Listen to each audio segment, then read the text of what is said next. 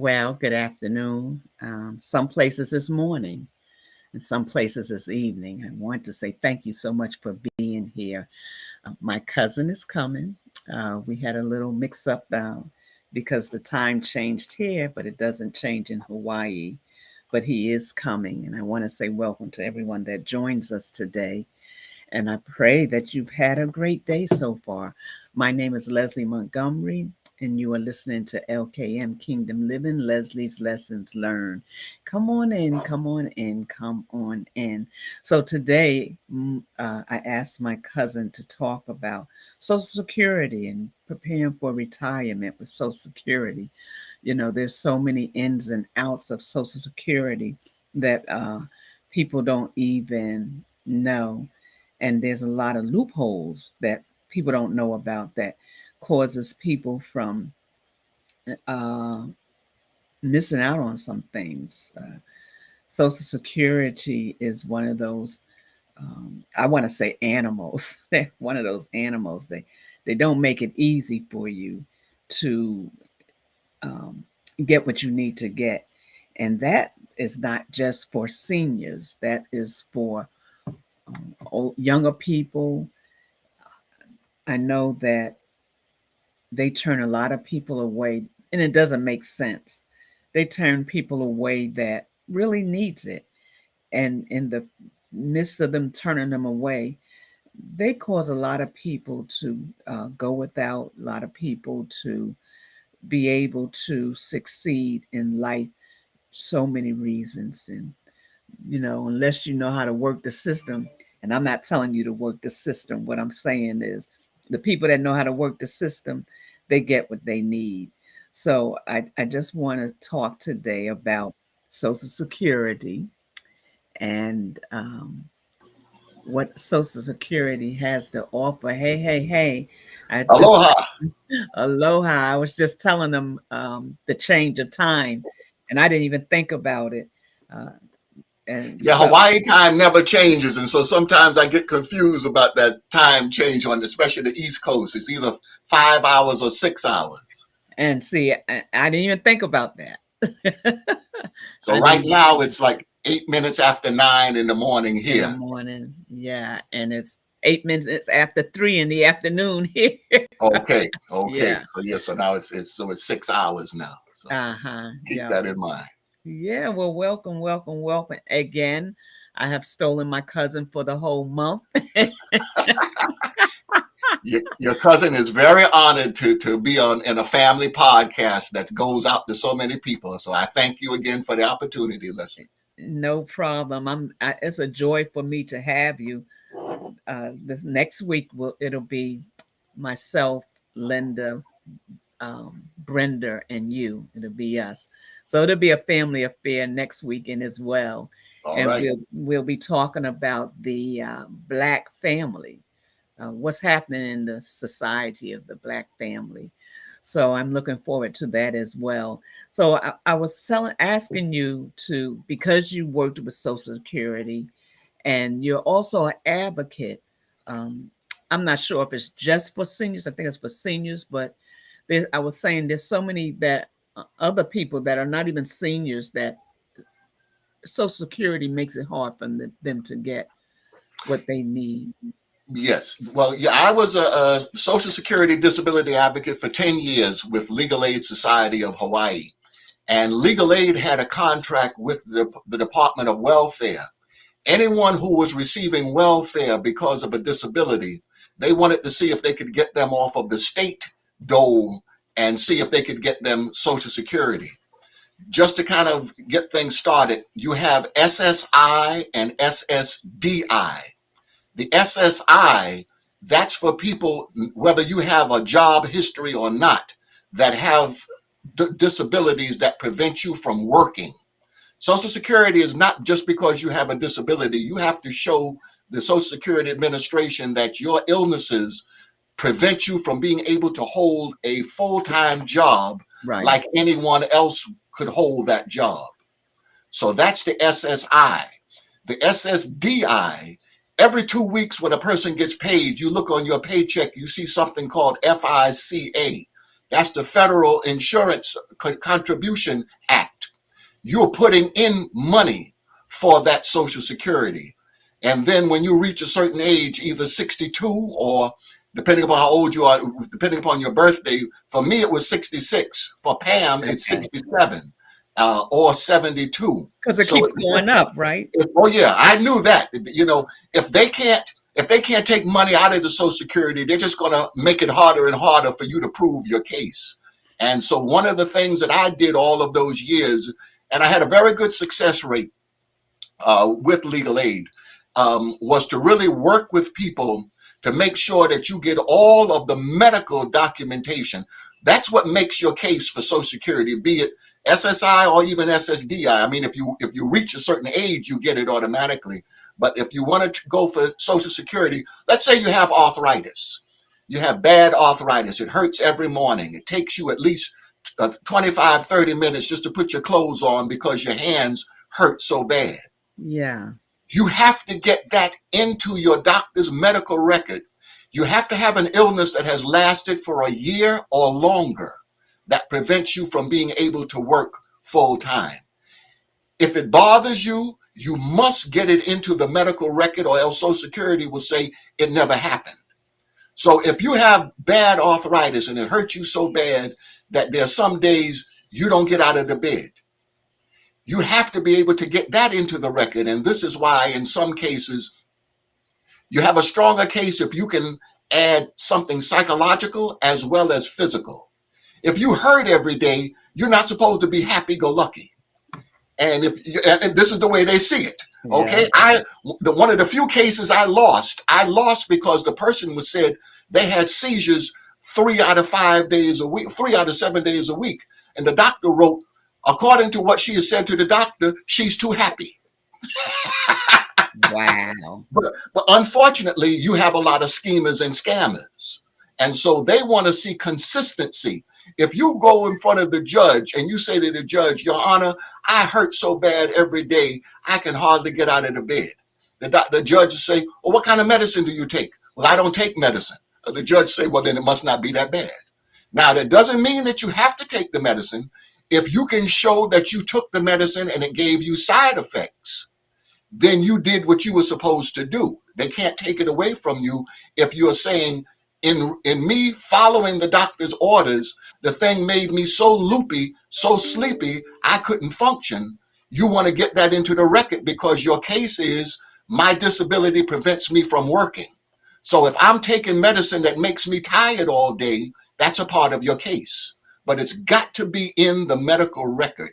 And there's no such thing as a minor issue. If it's bothering you, you make sure you get it into the record because that's all. Before a medical doctor looks at it, a civil servant is looking at your case. And if you don't check off certain things, they're just going to reject you. And all cases, at least 70 cases or 70% or more, you're going to be turned down. How about 90%? Can Oh, we yeah, go with depending upon the state. 90%? Oh yeah, oh yeah. I was in front of a judge. I call her a hanging judge. She had like for every 10 people come before her, only 2 people would win. I used to laugh. I said I could wheel you in there on a hospital gurney. She'd still say you could be a mattress tester. You know. I promise you, because when my mother-in-law was living, they denied her. I took her into Social Security. She couldn't even really walk. She was hardly walking, and they still denied her. It took her getting a Social Security lawyer That's right. in order for her to even get what her claim. She couldn't work.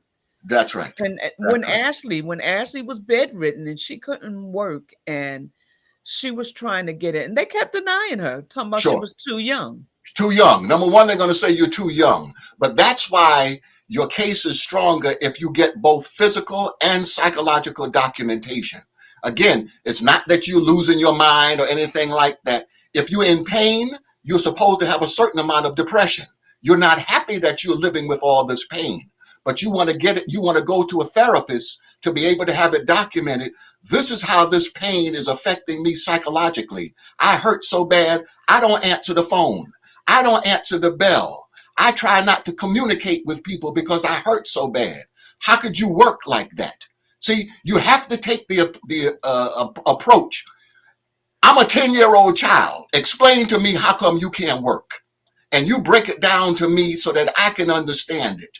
And how you do that is to have every medical issue that's affecting you in your medical record. You have to build it. That's what I did with people. There's some people it took me 2 years to build up a case, but we got the case because we dotted all the I's. You got to talk their language. You see?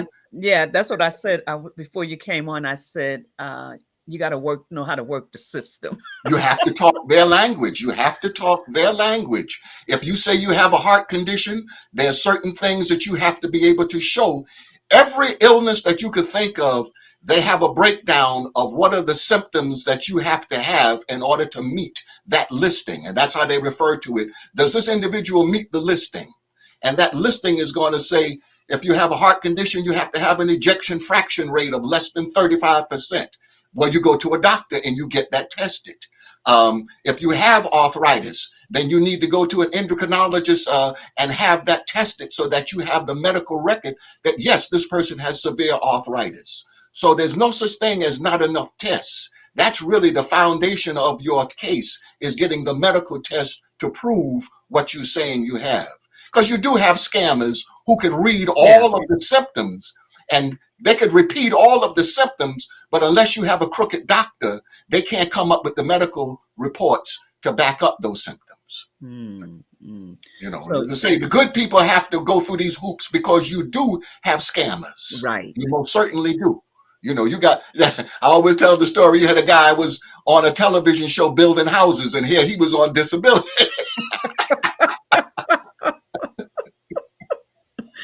So, but he was able to get the disability. Well, he got it until he was stupid enough to go on TV, and all the people in his neighborhood, all the people in the neighborhood knew he was on disability, so somebody fingered him. You know, I had a case one time. The man said he had a bad back, he couldn't work. I took his case. I was able to get his medical reports. I used to have, without exaggeration, the same box that all of the papers come in when you do the reams of paper. I used to have boxes of that for people's files. Wow. I'm reading through his medical report. He went to the gym and said he was going to enter a powerlifting contest. Now, how can I stand in front of a judge and tell the judge this man can't work and he's feeling strong enough to do a body powerlifting? Yeah. See? So, and they read that. Okay, they have people who go through every medical file. Their job is to refuse your case. Your job is to get somebody that can help you make the case. Yeah. Okay. Yeah. If you work for an insurance company and you start paying out too much, they're gonna get on you. They're not in business to give out money. They're in business to keep the money. Okay. Right. And so you have to make sure that you get your symptoms into that medical record consistently. All right. You could have a bad back for a month, but if in 3 months, doctor tells you come to my office at 9 o'clock. You get there at 9 o'clock, and of course, everybody's in the office already. He tell everybody come at 9 o'clock. You sit there until 9:30 or quarter to 10. The nurse says, all right, please get up and go. You get up. They're writing down, did it take you a long time to get up out of that chair? Did you walk straight or did you have to shuffle? They're writing all of that stuff down. Oh, how you doing today, Mr. Thomas? Oh, I'm feeling all right. Well, that's the average person will say that. But if you tell the doctor you're feeling all right, well, then on this day, the client said he was feeling all right. It's recorded. See? You see, you have to talk their language. Once you telling me you have a disability and you can't work, anytime I ask you how you doing, day by day, doctor. I hear you. Day by day. You know, that's how you have to answer. You can't say I'm feeling all right anymore. You can't say that because they're going to jot that down and they're going to use that against you. Mm-hmm. So, and that's a good point, because most people don't know that. They just know they keep getting denied. Right. And they don't understand the logistics of getting it. Yes. And then you have those people that aren't hurting as bad, but they go in there and they just about fall out every time they go to the doctor and they get it. Okay. As you know, as I say to people, you don't lie but do not play down any of your illnesses. It's normal for people. I see you in the street. Oh, how you doing today, Leslie? Oh, my back hurt and my knees hurt. And no, you're not going to say that. Oh, I'm doing okay. And that's normal for people. You people just don't go around, spilling their guts about how bad they feel. But when it's time for you to go to Social Security, if it hurts you, you let people know it. You get it into that record. They're not people, but you get it into that medical doctor's record that you heard every day. You have to make your case. As long as you're telling the truth, you just make sure you tell it to the right people. And the right people is all the medical doctors. When it comes to psychological issues, MD and PhD is given the most weight in the eyes of Social Security. So if you went to a therapist, let's say you go to a therapist and the therapist has a master's degree and several other degrees, they're going to be respected, but their opinion is not going to be as respected as a psychologist with a PhD or a psychiatrist who's an MD. So if you're going for anything psychological, if it's available, you want to try and get a therapist who has a PhD or PSYD, Doctor of Psychology, or a psychiatrist. That's the highest level of respect that they give a mental health problem. So for example, if you had severe depression, you can say, well, I can't work because of my depression. Depression is cyclic. So a person could feel good for several months and then they go down into a dip. Well, you need to get it documented that they go down into that dip for a while and so on. But they'll say, okay, they have depression. They can't leave the house. There's jobs you can do now on the internet. Would they be able to do those kind of jobs? You see, when you go to the hearing, it's the judge, the client, the representative for the client, and then there's a vocational expert. The job of the vocational expert at the hearing stage is to categorize what type of work you did in the past. Then the judge will say, can this person do this work again? Vocational expert may say, based upon their testimony, no, I don't think they can. Are there 3 jobs in the general society that you feel this person could still do? The job of that vocational expert is to try to come up with 3 jobs that even with your testimony of all your illnesses, they feel that you could still do. So now make you laugh. They used to, and this was in a write-up, they used to pull it out. You could be a nut sorter. Literally, they put nuts on a conveyor belt, and if it's a bad nut, then you can push it off. And they used to use that one, and they challenged that because there's a machine that does that now. But very often, the vocational expert would throw that one in as one that they said that you could do. Wow.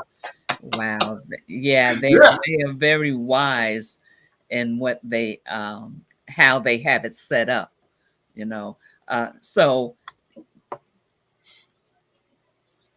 can people reach out to you if they have any questions? Most certainly. Part of my life coaching job, my business rather, was to provide information for Social Security. And one of the things about Social Security, of all of the sort of lawyers or advocates that you could get, Social Security is the only one you don't get paid unless you win the case. Right. You go to a criminal lawyer, a real estate lawyer, a tax lawyer, you pay them up front. Social Security, only when you win can you bill either Social Security or, in my case, I'm probably going to be working directly with the people and I'll bill you directly. But the idea is that you have the right to get so-called free consultation. If you go to anybody for Social Security and they're going to charge you just for the consultation, no, you can keep looking because they're supposed to give that to you. Once you file your case, there's a part that you could say who your representative is. You do not have to be a lawyer to be a Social Security representative, but you want to make sure that you have someone that has experience with Social Security that knows what they're talking about. Right. So yes, by all means, friends and family, through my website. My website is newjumpswing.com. And it's in the description. It's in the description. And you can contact me for questions. I did give you a link that you can provide for It's in people. the link. I mean, it's in the description. I did put it in the description. Very good. So, So, and that's the link for Social Security itself, yes, to get started. to So get for started, how those to get that, started. are about to retire or preparing for retirement with social and have to begin to do things with Social Security, what do you recommend? What's the starting? Well, a No. lot of it has to do with your current state of health. You can go out, well, like I said, there's SSI and there's SSDI. The SSI, go ahead. So retirement security. That's the SSDI. Okay. So you have to have 40 work credits in order to be eligible for the SSDI. And so you get 4 credits a year. And so after 10 years of working where the company was taking out for Social Security, and that's something that you need to look into. If you are someone who does contract work, they may not be taking out for Social Security. Right. Police officers and firemen, very often, they have a pension fund. They don't take out for Social Security. Some teachers, they don't take out for Social Security. You can put into it yourself, but you want to make sure that your job is taking it out. You have at least 10 years of work where they were taking it out, then that would make you eligible for SSDI. So Okay. the DI is for retirement. The DI is if your parents were on Social Security and you're a child and they pass away, you would get that money. The DI would also be if you're a widow or widower, Yeah. and you would get, so that all of that is the SSDI. So let me stop you for a minute because that's my situation. And one of the things that the lady that interviewed me did was she brought up his Social Security and mine, and I found out that the men make more than the women. So I get his Social Security. I'm not collecting mine, I'm getting his. And I'm saying that because a lot of people don't know, a lot of women don't know that because he didn't even work as much as I did, but he got more than I did because he You was got a to wind up man. getting more. Yeah. Yeah. So Now, I don't collect my Social Security. I collect on his. his. Yeah, Yeah. you get yeah. Now, in my particular case, my father, he only was getting SSI. When my mother passed away, I made him aware that he would be eligible for my mother's SSDI. He almost doubled what he was getting because See, she worked, God bless her, and yeah. he didn't a lot of times. So Right. it depends. It That depends. was But nice of you. yeah, yeah, yeah. Tell me about. I won't even get into that. But yes, because in order for him to get it, I had to give him a death certificate. Right. And I worked with somebody who was on the outs with their stepfather, and they refused to give them any information, and they had to go through a whole lot of changes because you have to have a marriage license and a death certificate in Yes. order to make that claim. So Yes. if you're not in communication with the other party and so on, there are ways. Oftentimes you may have to go through a lawyer or somebody to retrieve all of that information. So Mhm. those are two things you want to always keep, regardless of how bad the marriage was. Keep the marriage alive. Right. That's right. That's right. Yeah. For Yeah, more than one reason, but for more it than is one reason.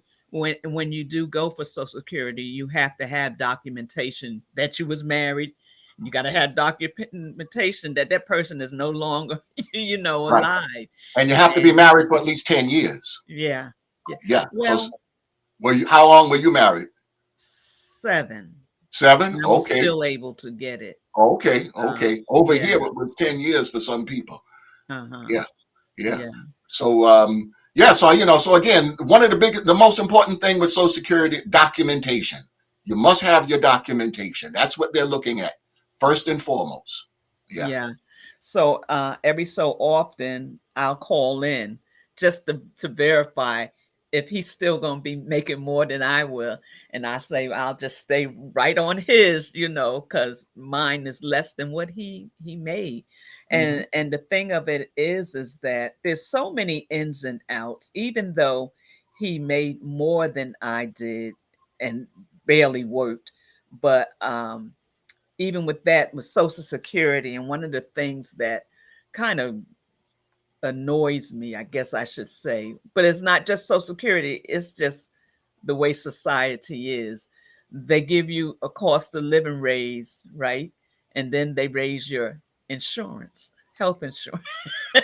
So, Give it with one hand and take it away with the other. yeah. So, what I was getting last year, because they even though they gave me the cost of living, they raised the insurance. I get even less this year than I did last year. Yeah, yeah. you know and I think that it's all a part of a plan. I think to make some people go back to work. I think, and things like that. But when we're preparing for retirement and Social Security, there's different. It's easy, but you have to have the right documentation at the same time, so it And doesn't. just and a significant part of of preparing for retirement is to start developing what is it that you want to do when you don't have to get up and go to that job every day. Right. What's life going to be like? You want to start working on your life goals long before you get ready to retire. What are some of the things that you'd like to do in life? You work. I used to say to people, don't work hard all your life just to wind up giving the money to the doctor and the pharmacist. Because you've Exactly. worked hard all your life and now you're all burnt out and you Right. can't do much of anything. So, Right. number one, you want to pace yourself in life. That's really what it comes down to. If you can, you want to pace yourself. You want to try and take good care of yourself. The older you get, it goes back to something. I was in high school when I heard this person say it, and I was never got a chance to follow up with who exactly said it. It was recognized years ago that African Americans had a shorter lifespan. And this particular person was promoting the idea that maybe they should lower the age requirement for Social Security because Black people don't live as long. Now, of course, that wasn't going to fly. Right. But among us as a people, understand, here we are working, solid citizen, but if you don't take care of yourself, you don't get as much out of the Social Security as other people, and that's a shame, So part of being healthy is so that you can enjoy your retirement age and do the things that you wanted to do. I mean, nobody's the same at 35 as they were at 65, but as long as you have your basic health and strength, you can enjoy life. Right. So that's another part of how to prepare for retirement. Start developing good health habits that will take you into those retirement years. Have a reason to wake up in the morning. I Mm. always tell the story. I was 18 years old. Same month I graduated high school, I was working civil service at Kingsborough Psychiatric Center in Brooklyn. I met two very nice people. It was a Black nurse and a Black psychologist. And both of them used to brag about how they never took any sick time off. Both of them died within a year of retirement. Wow. And so that really opened my eyes at that young age of just what you need to kind of do to pace yourself in life so that you can enjoy your retirement age. You want to develop some good health habits that you can stick with throughout your life. And that's a good part of retirement. Another part of retirement is, what do you want and what do you really need? Okay? How much do you need to really be happy? Mm. Because there's a lot of things your eyes can see. Do you really need it? Can you live happily with a little, or can you live? You feel like you got to have the latest this, the latest that, the latest the other, because that'll put you into the hole too. It does. Yeah, because that's one thing when I look at things, I'm like, is this a necessity or Yeah, is it just, something that I want? And you do have to make those choices, especially if you're single and retire. that's right. You have to look at things differently. So you have to be prepared. I think about caregivers. Caregivers take care of people and parents or, whatever. And then when they die, then all of a sudden that their bodies start breaking down because they didn't take care of themselves. Yeah, And exactly. then they lose out on the best part of their lives because they were so busy taking care of the grandparent, the parent, whoever it was, Whoever. That's that they right. neglected themselves. So So true. that is also, Very true. Very, very true. That's as I say. The caregiver must make sure that they take care of themselves. You can't give what you don't have. And when you've given, and you making sure they eat, but you're not eating properly. You making right, sure they get exercise or sunshine or whatever, but you're not. right, Then you wind up burning yourself out. So yeah, yes, you have to pace yourself. You have to, and we are in what they call the sandwich generation. They say that we're taking care of the parents or things of that nature. I had my mother come here to Hawaii for the last 5 years of her life. And fortunately for me, I was working from home because there was many a times where the doctor said, I want you at the doctor's office at 9 o'clock. And that thing was all day affair. All day you sitting there in that doctor's office. And so, I give credit to even the parents. The school calls up and you have to take off from work to do something with your child or whatever. Remind me about children's Social Security. You have to come and take off work regarding your child. Well, how many times will they let you take off from work before you get in problems with that job? So, yeah, I give people a lot of credit with these things in terms of you have to really kind of pace yourself and you have to work with family and friends for certain things. If you have a family member that can be at home when it's time for your child to come home, so you don't have to take off an hour earlier or things of this nature. All of these things kind of play into your life goals.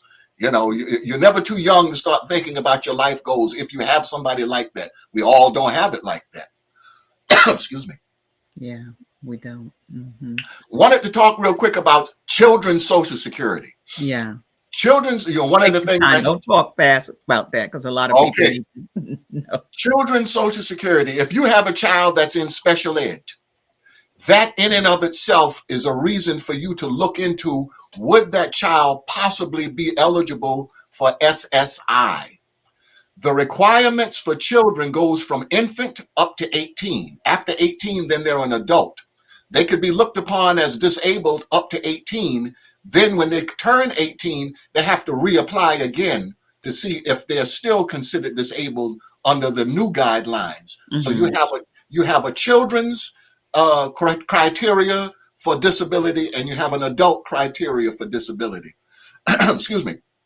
But the single most important thing, if the child has received services from Easter Sealed or the Shriners, if the child has received, again, a diagnosis and your child is in any sort of special education classes, that's the sort of child that you should look into applying for Social Security. And before you apply, that's something that you could give me a write to me, and we can go down the list of exactly what are the symptoms that this child has. For children, it has nothing to do with work. It's strictly about medical diagnosis and functioning.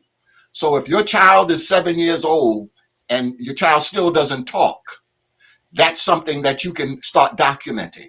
Or you see that the child has balance problems, or the child has just goes into fits of rages, or never wants to get up out of the bed and is always tired.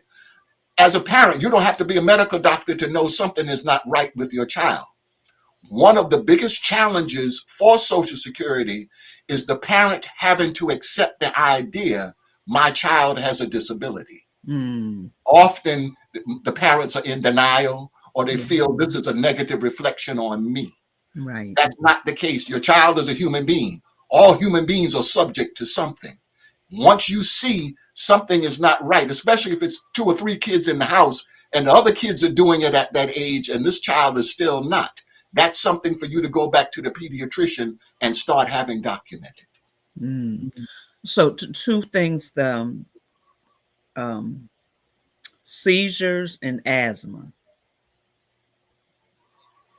Very important. Seizures, one of the things they'll tell you to do, you can start a seizures diary so that every time you have a seizure, you document when it happened, how long it happened, did you lose bowel function, incontinence, how long did you have any memory issues after the seizure? how long or how profound were those memory issues. All of those things go into seizure diagnosis. And of course, there are medical tests that you can go for, that you must go for, that will document your seizures. Very important. Asthma is a respiratory illness. The thing with the asthma, are you on medication? How often do you have these asthmatic attacks? Again, can you work? So if you have bad asthma and the vocational expert says she could work in a hardware store, I would ask the vocational expert, would the client be exposed to dust and mold as a result, or dust, sawdust, and things of that nature as a result of working in a hardware store? Yes, Your Honor, we have documentation. My client can't be in an environment with dust. Again, with asthma, how much can you walk before you have to stop because you're breathing heavy? So the vocational expert says, oh, they could be a salesperson, or no, they could do janitorial. Okay, would the person doing janitorial have to push a mop, a heavy bucket, and walk up and down stairs and down hallways? Yes, Your Honor, we have documentation. My client has to take stops and rests every 15, 20 steps. You see, so like I said, you make believe it's a 10-year-old. I'm saying to you, I have asthma. I'm allergic to dust and mold, and I get tired very quickly. Everything medical that I can prove that makes your case. Mhm. Yeah, that's good. That's good to know. So, That's how it mhm. goes with that, with the respiratory issues. Any of the respiratory issues, how does it affect your energy? How often do you get these attacks? And what are all of the things that causes you to get an attack? So it could be dust, it could be fog, uh, You said fog. fog, Oh yeah, yeah, yeah, fog, yeah, yep, yeah, yep. fog and bog. Here in Hawaii, they have something called fog, which is the volcanic eruption. It produces sulfuric acid, Oh yeah, and that that right affects the there. air in certain areas on this island. And Yeah. so, quite naturally, that can affect in some, like even in California, when if the air is really bad, the kids don't go out that day, because they can be affected by bad air and so on. So Hmm. any sort of respiratory issues, you also want to have the respiratory test to show your lung function. How, can you blow out the candle? Right. And if you blow out the candle, are you dizzy afterwards? All of those sort of things. How many stairs can you walk up before you have to stop? All of those things makes up your case. Yeah. I just said that that's why she did daycare when her children were in school, and one of the I know that the asthma in our family, runs kind of heavy. Um, so that's something that we have to really be mindful of. So, you mentioned something, and I know I said we was gonna be talking about retirement, but you mentioned mold, and Yeah. people don't understand how critical mold is. Can, Again, here in Hawaii, this particular island, island of Hilo, it rains a lot. And talk about climate change. When I came to Hawaii in 1981, it rained 21 of the 30 days in the month of March 1982. And I mean rain all day, all night, all day, all night, to the point anything you had leather, mold began to grow on it. Your leather shoes, leather belt, anything like that, because the air was damp all the time. You have the black mold, which is very dangerous, and that can get into your ceilings and so on. And so, if you have, if you see any sort of leaks or things up in your house, that's something for you to check into to make sure that, because as a result of those leaks, it's damp up there all the time, and that's a perfect place for mold to start growing. And that mold is in the air. And so you definitely want to start looking into that. If you're always having respiratory problems in your house, you might want to start looking into, is there any mold either in the, a friend of mine, he had a refrigerator and the refrigerator was leaking. When they finally moved that refrigerator, all underneath there was mold. because it's a perfect environment. The heat from the motor from the refrigerator and the water underneath there, that's a perfect environment for mold to grow. And you may not see the mold on top of the wood, but underneath that wood, that mold is just growing and growing and growing. Every time you step, you're breaking up that mold, and it comes up. Same thing with even with rugs. This is why if you have to have a rug, you get a good exercise. You vacuum that rug every day. I have Yeah, yeah, dogs. I vacuum the rug every day. I don't care how much I brush them; they naturally shed. And I can almost fill up the canister. I have 3 dogs. I can fill up the canister just about every day, just from them walking and laying on that rug. And if you are allergic to dog hair or dander, pet dander, Dander, that's yeah. something that you can start. That's why they recommend, if you have drapes, you want to try to wash the drapes on a pretty regular basis, or no drapes at all. Even if you don't have drapes and so on, there's dust in the air all the time. One of the first jobs I had working at a health food store, the lady, she had a dust allergy. Part of my job, I had to dust every can in the store just about every day, just to keep the dust down and so on. So Mm. you don't realize it. Sometimes if you are standing next to a window and the sun comes through the window, you see You can all the see all the particles dust. in the air. That's the dust, you Yeah. know. And so the air filters, you can get yourself a good air filter. If you can afford them, you get one for every room, especially the bedroom, um, as a way of trying to keep down that dust. Yeah. The HEPA filter for the vacuum cleaner, the HEPA filter for the air filters, and so on. And you can go through something like a Consumer Report to see what's considered to be some of the most effective air filters. Not just because they cost hundreds of dollars doesn't necessarily mean they're any more effective than some others kinds. So something like Consumer Report would give you a good idea of what's a good air filter to get. Yeah. And that's very important. Okay. Ida said, what about mental health, illness like depression and anxiety Okay. with All right. Social Well, as Security? I used to say to people, health and nutrition is my passion, but the mental health paid the bills. I'm a former executive director of a mental health agency, a former statewide coordinator of mental health services for the state of Hawaii. One of my jobs as executive director was to actually help people start their own self-help groups for depression, anxiety, substance abuse, you name it. If it was a mental health illness, you could start your own support group where you get in touch with people who have the same diagnosis, and you can share ideas and solutions and things of that nature. Anxiety disorder, that's a classification within the Social Security system. And again, you have to have a formal diagnosis of anxiety disorder. What are some of your symptoms? Are you hypervigilant? Are you always on edge? Do you have problems sleeping? Do you have racing thoughts? As much as she was a wonderful person, my mother used to take something called Nervine, which it fizzed up like Alka-Seltzer. Years later, when she got here, she received a formal diagnosis of anxiety disorder. Wow. But all of those years in the That past, she had nervous condition, but she that's was the Hiltons. okay. She had a nerve condition, and she was always, believe it or not, the guy who breaks world records had a mother who was always very scared about everything. That's the Hiltons. They There all were you like go. that. See, there was all what if this happened, or what if this happened? Yeah. As much as I love you, Ma, I can't live in fear. Well, think But about Aunt Jessie. She never would come out the house.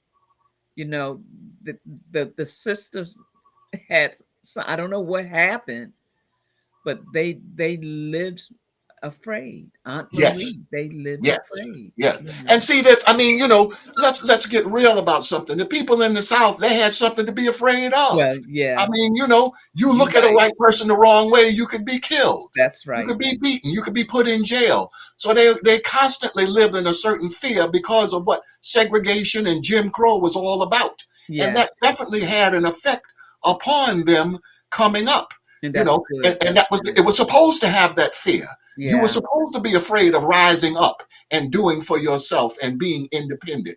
And look at what happened if you do. We're gonna make you pay for that. So yeah, it's very sad, but it's very real.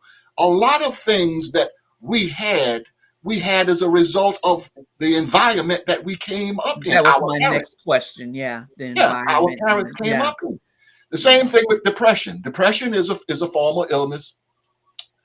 90% of everything I know about a computer, a gentleman by the name of Lamont Johnson taught it to me. I met him at a mental hospital. Lamont worked for IBM in Ohio. He gave me permission to talk about him. He worked for IBM in Ohio. He was able to get a transfer from Ohio to Honolulu, Hawaii, for IBM. So you know he knew his stuff. This guy was just like the soldier could put the rifle together blindfolded, he could put a computer together blindfolded. But he had depression all his life. I would say to him, "Good morning, Lamont. What's so good about it?" That's how he A would lot of start the day. people. Yeah. Okay. His mother passed away in January. Every January, I had to come up with some kind of project or program to keep his mind occupied because that's when he would go into a suicidal depression.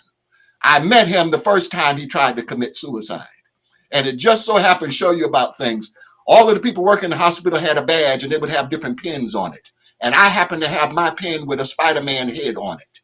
I walked up to him. No sooner did he look at the pin, he started talking to me. When I walked away, the psychiatrist said, "What did you say to him?" Because that's the most he's talked in the 2 days he's been here.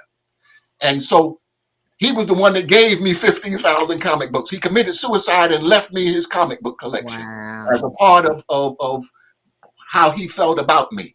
But the Wow. point is, he had he had He ended depression. up committing suicide, you Yes, he said? did. Yes, Wow. he did. He tried twice.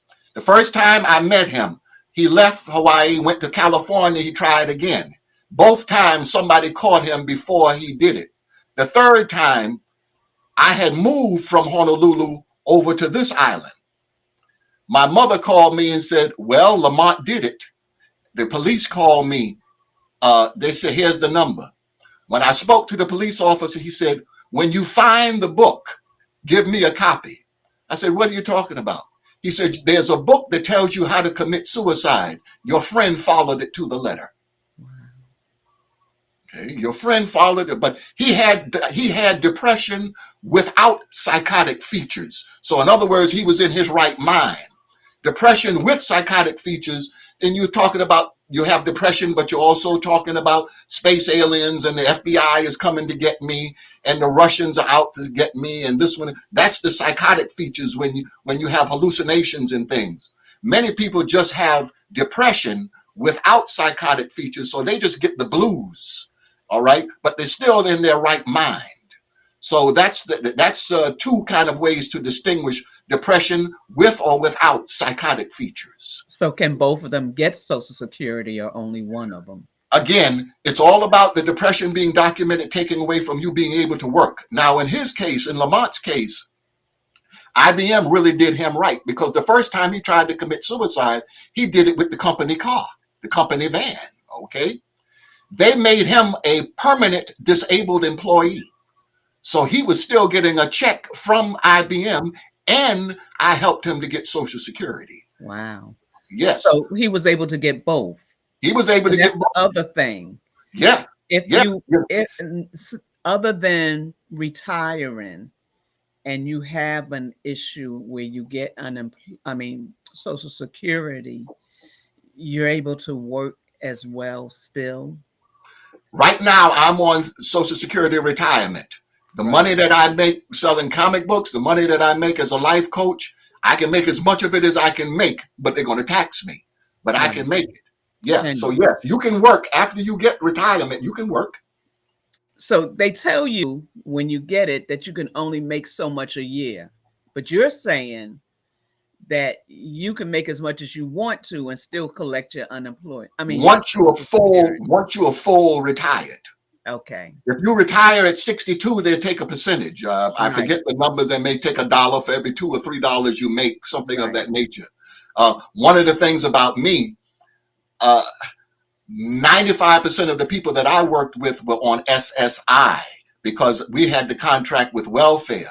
So I didn't have as much experience at that time working with people who were retired as I had people who had disabilities. You know, I had to learn that as time went on. So Okay. yeah, if you had, so they'll you can work at 62, but they're going to take a certain amount of money from you Right. for every dollar that you make. Once you are on full retirement, you make as much as you want, but they're just going to tax it. That's how that goes. Ah. And it So depends upon your job. Like I say, with Lamont, he was with IBM, so that they was had a a very blessing. yeah, they had a very good plan. As I say, I Yeah. never met anyone like that. They made him a he was always on IBM's payroll as a disabled employee. So Wow. but the man, as I say, the man worked hard, and the man was he was good enough to go from Ohio to Honolulu. So he knew his stuff. So they Yeah. did him right.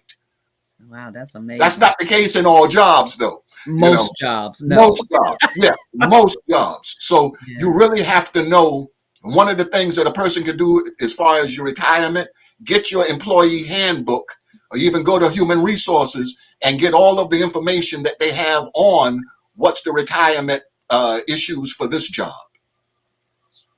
What are Mm. the retirement setups for this job? Do for some jobs they'll put in money for retirement and you can match it, or they'll just put in by itself. It depends upon the job.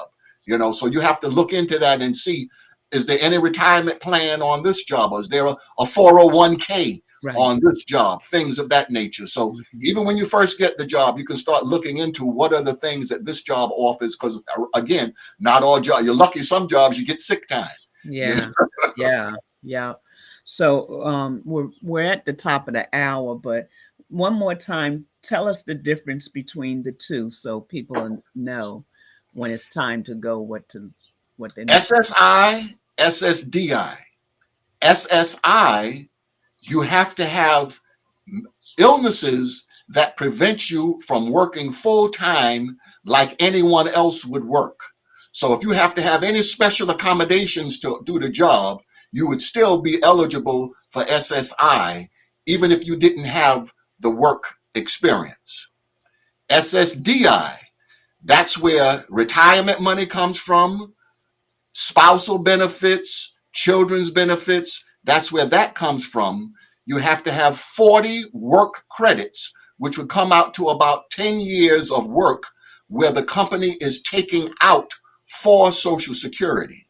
And so, again, you have to make sure if you're a person who has a contract work, make sure that they are actually taking out for SSDI, or else you could have 25 years of work in all contract, you still may not be eligible.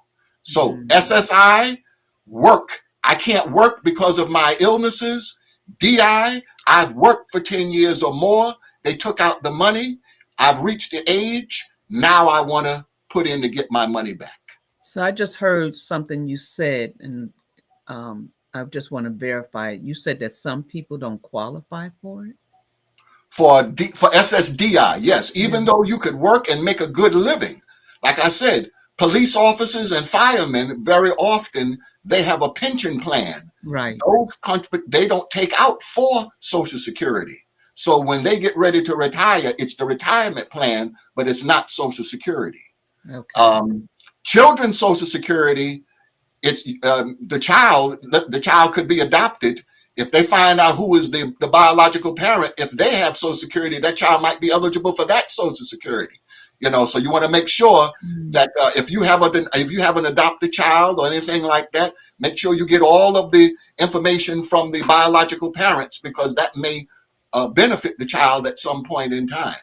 So SSI, SSDI. DI is the work. I worked all these years. They took out money from me. Now I'm getting ready, either 62, 66, 67, or 72. I'm retired. SSI, I had some sort of mental and or physical illness. I never worked that much, but I can't work, and I've got all the medical proof to show this is why I can't work. Hmm. Okay. Well, I appreciate you coming on today. This was a lot of good information. I know some people that are in some of the categories you have talked about, and they probably need to see if they can get with you and get some more information. But I appreciate this, and I appreciate you coming on all month. And I just know that I'm happy to do it. And one last thing, yeah. at some point, if you have to go for a Social Security hearing, Hmm. you are better to have a representative. Okay. Before the hearing, you have the application stage, the reconsideration stage, and the hearing stage. At the application stage, before you even get ready to apply, try to get as much medical records as possible to make your case so that when you apply, you can start giving them information from the get-go. And one of the questions they're going to ask is, what is the onset of your illness? The onset of your illness should be the date that your illness got to the point that you couldn't work anymore. So that's your onset date. Okay. Then you need to make sure you get as much medical documentation to back up that date going forward. Okay. Good information. Thank you. Something else I was going to say, something you just said, I don't remember, but listen, thank you so much for being here. I know it's in the middle of the day, a lot of people are working, but I want you to take a moment and hit that like sign, subscribe, and share. It helps the algorithm, and it also helps if you share. There's a lot of people out here that needs this information, and like I said, you can find his information. My cousin Donald, Dr. Donald Thomas, his information is in the description, as well as the information for Social Security. So until we meet again, I want to say thank you. He'll be back as well next week with us, and we'll be talking about other family issues that needs to be dealt with in our culture. We're going to So spill the until tea, huh? we'll spill the tea. We don't want to share too much.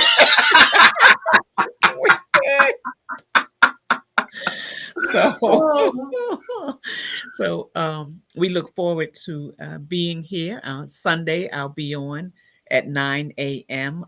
Minister Wanda and I, and we'll be talking about, do you know your who? Have you embraced who you are?